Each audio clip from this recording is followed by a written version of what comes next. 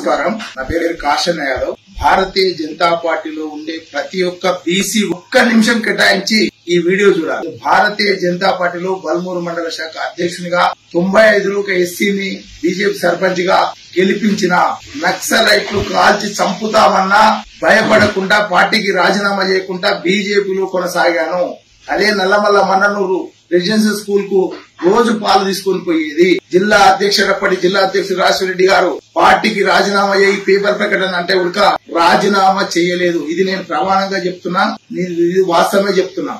కానీ బీజేపీలో ఉండే బీసీలు ఒక్కసారి ఆలోచించండి. బీసీ ప్రధాని ఉండి బీసీలకు రిజర్వేషన్ తేవాలి గాని మరి బీసీ ప్రధాని ఉండి ఈడబ్ల్యూసీ రిజర్వేషన్ తీసుకొచ్చి మరి ఓసీలకు ఇచ్చినప్పుడు బీసీ ప్రధాని ఏ విధంగా అవుతాడు? 150 మార్కులు వచ్చిన బీసీకి ఉద్యోగం రాదు, 80 మార్కులు వచ్చిన ఓసీకి ఉద్యోగం వస్తుంది. మరి ముస్లింలకు వ్యతిరేకమని మాట్లాడుతున్నటువంటి భారతీయ జనతా పార్టీ మరి ఈడబ్ల్యూసీ రిజర్వేషన్ లో ముస్లిం రిజర్వేషన్ పొందలేరా? అంటే మీరు చేస్తే ఒకటి, ఇతరులు చేస్తే ఒకటా?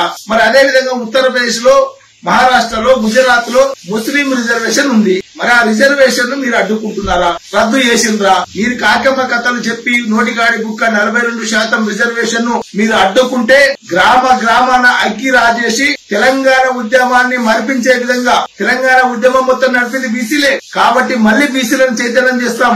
ఒక్కొక్క కులాన్ని చైతన్యం చేసి తెలంగాణలో భారతీయ జనతా పార్టీ జెండాను చెప్తున్నా కదా ఎక్కడికక్కడ అడ్డుకుంటానని వీడియో ద్వారా తెలియజేస్తున్నా.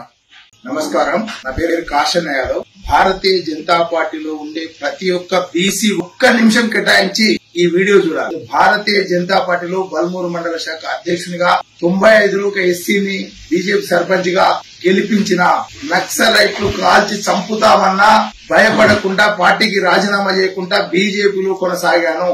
అదే నల్లమల్ల మన్ననూరు రెసిడెన్షియల్ స్కూల్ కు రోజు పాలు తీసుకొని పోయేది. జిల్లా అధ్యక్షుడు జిల్లా అధ్యక్షుడు రాజశేఖరరెడ్డి గారు పార్టీకి రాజీనామా చేయి పేపర్ ప్రకటన అంటే ఉడక రాజీనామా చేయలేదు. ఇది నేను ప్రమాణంగా చెప్తున్నా, ఇది వాస్తవమే చెప్తున్నా.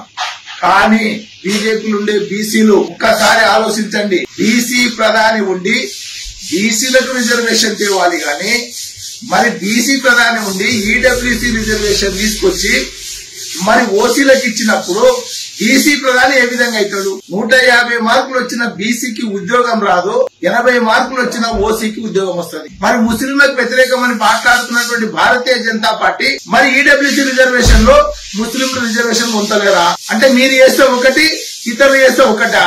మరి అదే విధంగా ఉత్తరప్రదేశ్ లో, మహారాష్ట్రలో, గుజరాత్ లో ముస్లిం రిజర్వేషన్ ఉంది. మరి ఆ రిజర్వేషన్ మీరు అడ్డుకుంటున్నారా? రద్దు చేసిండ్రా? మీరు కాకమ్మ కథలు చెప్పి నోటిగాడి బుక్క 42% రిజర్వేషన్ ను మీరు అడ్డుకుంటే గ్రామ గ్రామాన అగ్గి రాజేసి తెలంగాణ ఉద్యమాన్ని మరిపించే విధంగా తెలంగాణ ఉద్యమం మొత్తం నడిపింది బీసీలే. కాబట్టి మళ్లీ బీసీలను చైతన్యం చేస్తాం.